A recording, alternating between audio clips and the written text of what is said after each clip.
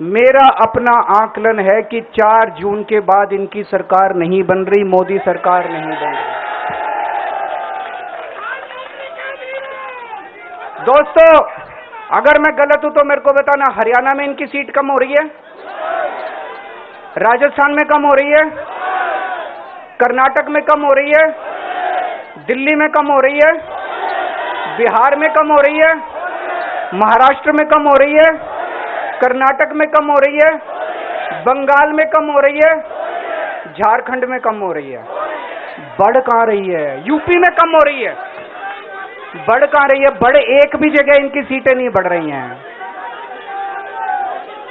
मेरा अपना मानना है, और सट्टा बाजार में भी वो जो चल रहा है, इनकी 220 से 230 के बीच में सीट आ रही है, उससे ज्यादा सीट नहीं आ रही है।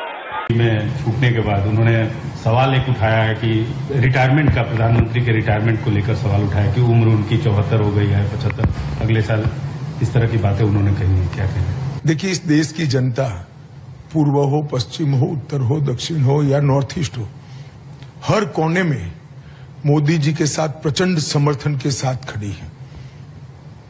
इंडिया अलायंस के जितने भी चट्टे बट्टे हैं, वो सभी को मालूम है कि हम 400 पार करने जा रहे हैं, मोदी जी तीसरी बार इस देश का प्रधानमंत्री बनेंगे। इसलिए इस प्रकार की भ्रांति फैला रहे हैं। मैं देश की जनता के सामने स्पष्ट करना चाहता हूं कि भाजपा के संविधान में ऐसा कोई प्रोविजन नहीं है।